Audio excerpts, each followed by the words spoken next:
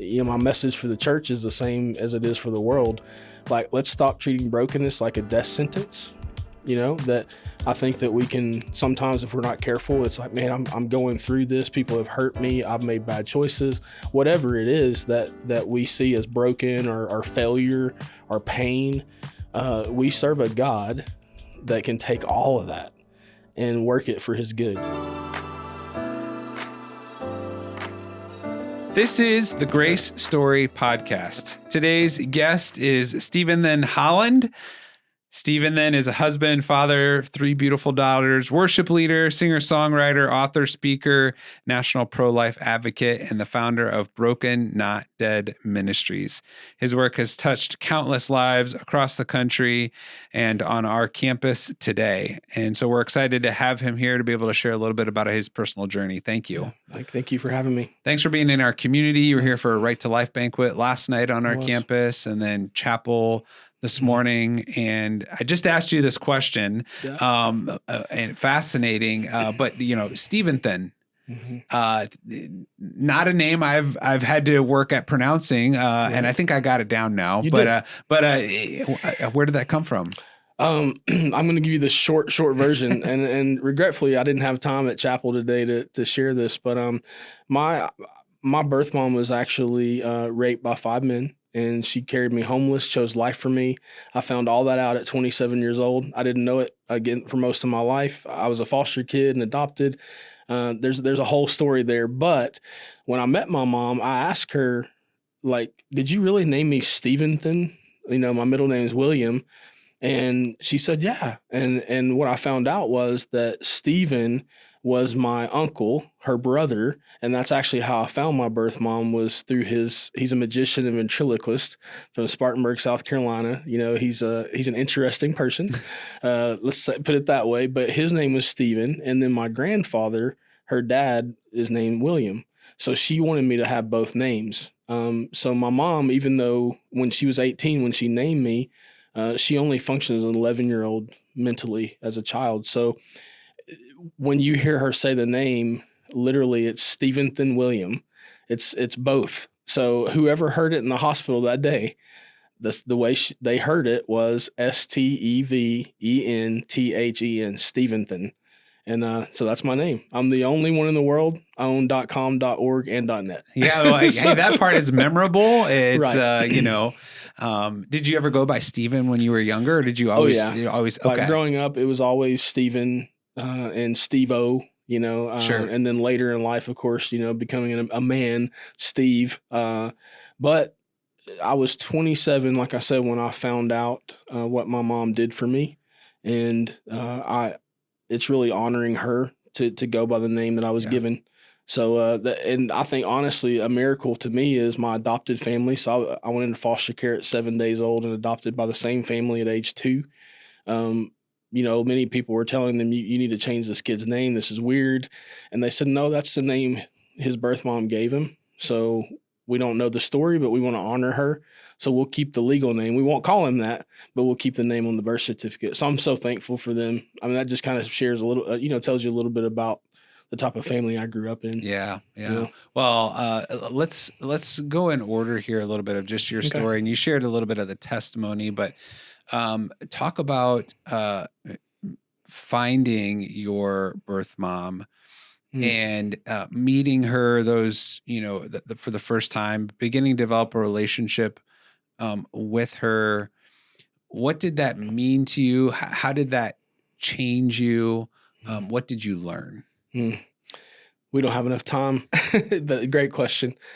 I think just to go back, to answer your question, early on when I was 8 years old and I found out that I was a foster kid and adopted, I found out because some kids at school said my skin color was different and I was weird, and it hurt. And one of the biggest why questions, I spoke about that at chapel today, is one of the biggest why questions is, why was I not wanted? Why did my mom not love me enough to keep me? And I still get emotional now thinking about it, because I would struggle with that for a long time, trying to excel in sports, and you're not going to call me weird and different because I'm going to run over you. I was a fullback, middle linebacker. So what I'm saying is, when I got to meet her, and I see her face to face. We showed a video today. It's on YouTube. Anybody can watch it, but I got to meet my hero. And I call her that because I was wanted and I was loved. All these years thinking, she didn't care. She didn't want me. Why? Because if I'm being honest, that's how I felt most of the time. Yeah. But when I got to meet her and look her in the eyes at 27, I had gone through enough relationship with the Lord that no matter what happened, I know where my identity lies and I know my worth and my value. But to hear her say, like, look me in the eyes and say, I love you and I would have never given you up if I could have kept you. I needed to hear that. I didn't know how bad I needed to hear it. To me, I thought I was okay, but when she said those words, I lost it. Mm-hmm. I'm just crying and just thanking the Lord, right, that there was some closure maybe that I needed that I didn't realize I needed.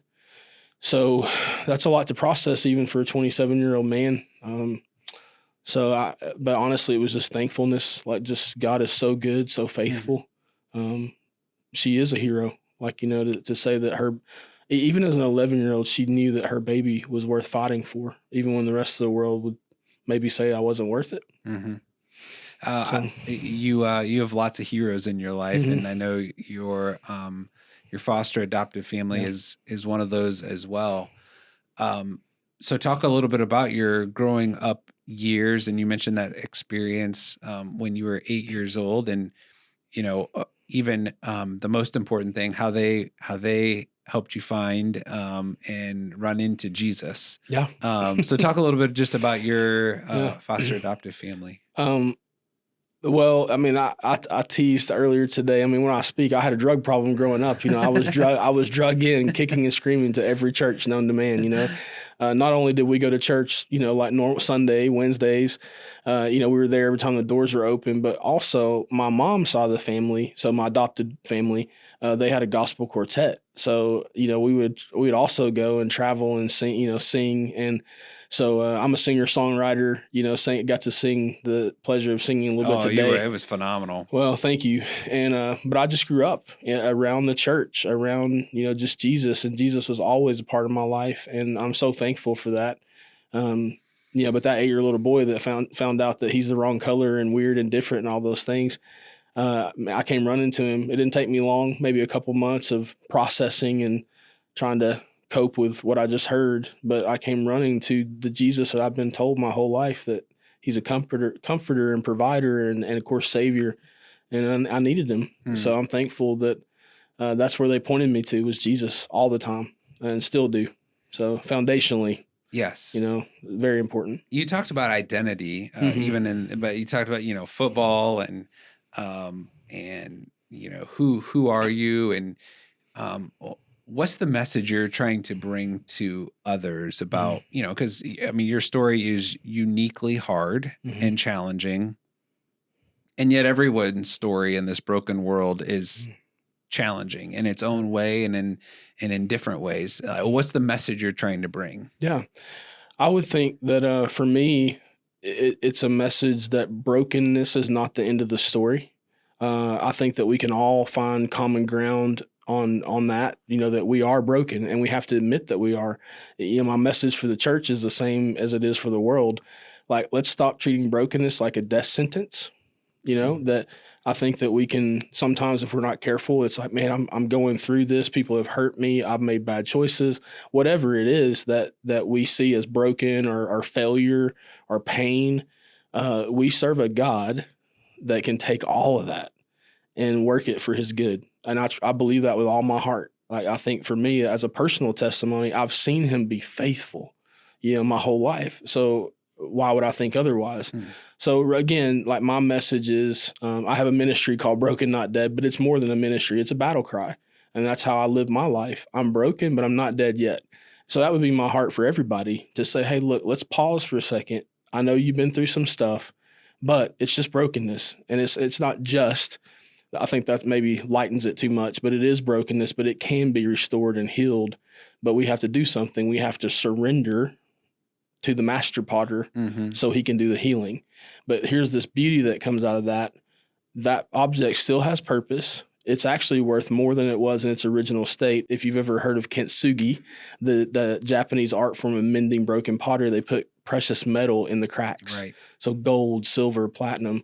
And that's a hard one, I think, for a lot of us, is how can I be worth more when I don't look like what I used to, or, I still feel like there's some cracks and some things that need to be healing. There might be, but let the master potter do the work. Because then on the other side of that, when you shine a light on that object, what happens?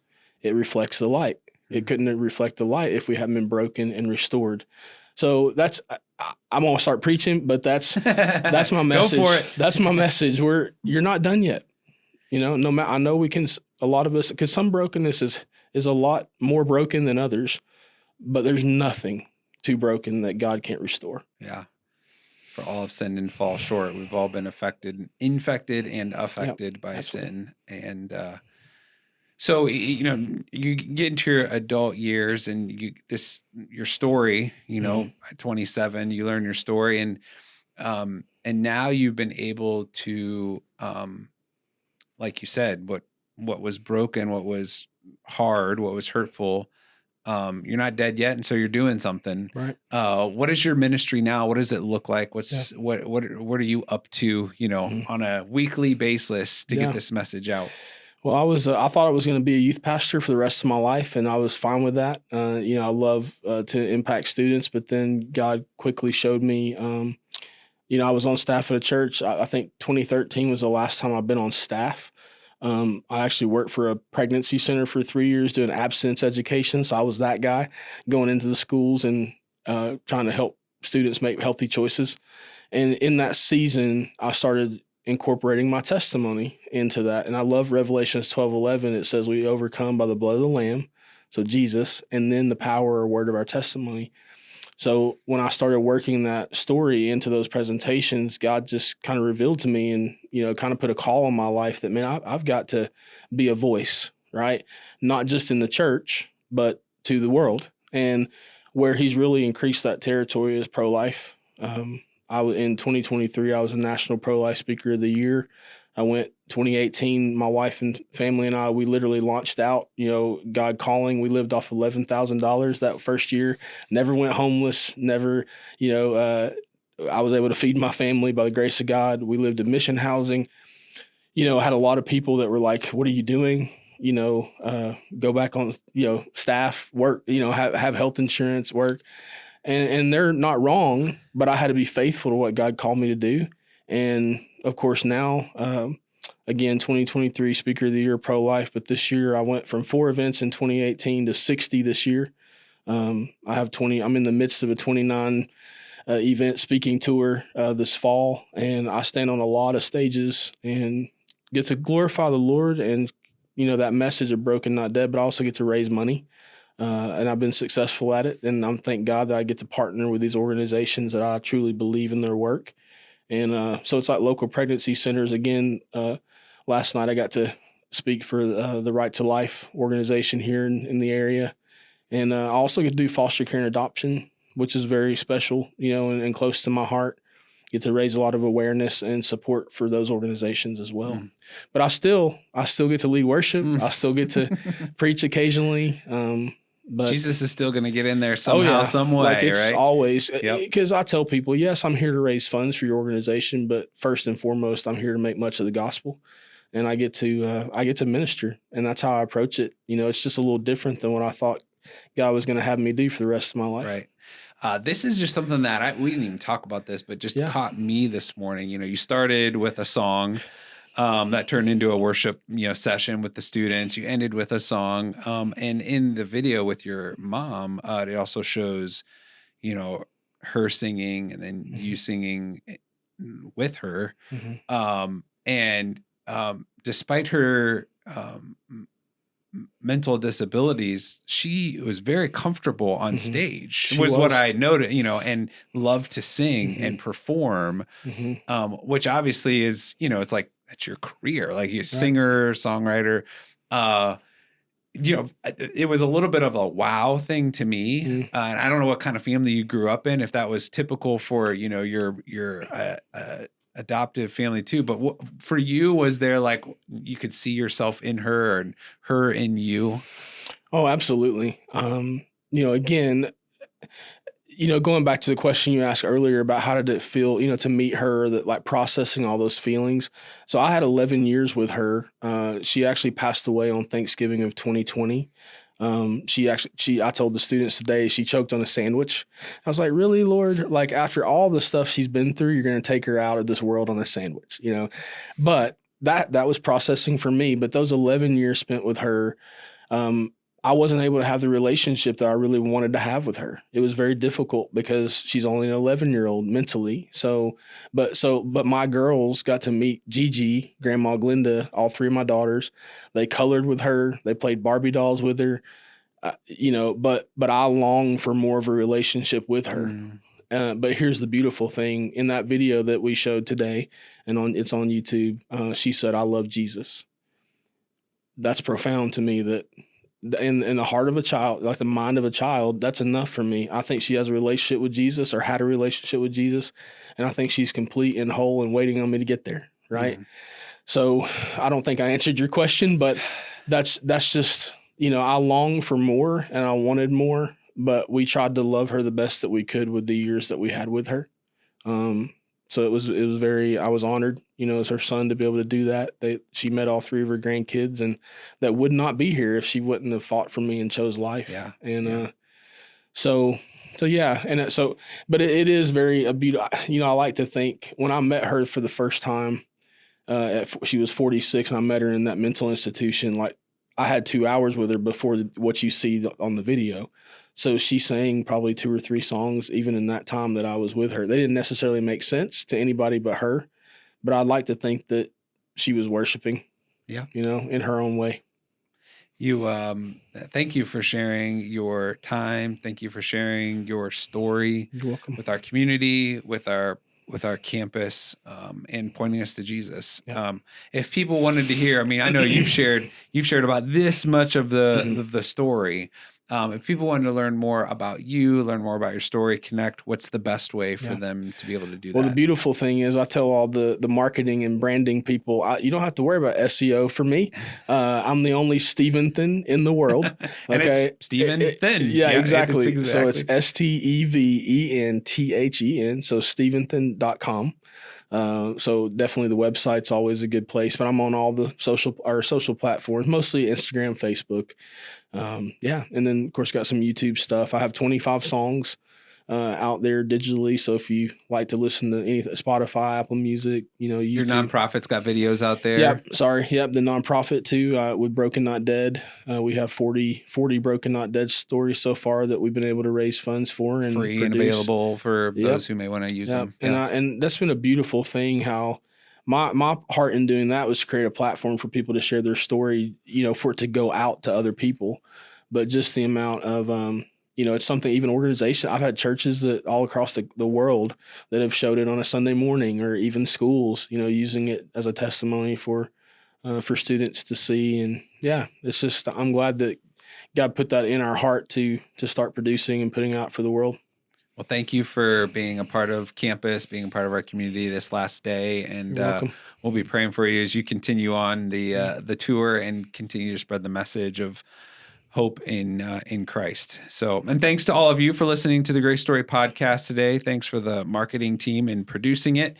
Of course, if you know others that would enjoy it, please share it with them, subscribe, like it, so that others can discover and be inspired as well. If you have questions or something you'd like to pass along, feel free to reach out at podcast@grace.edu. And until next time, live your best Grace story today.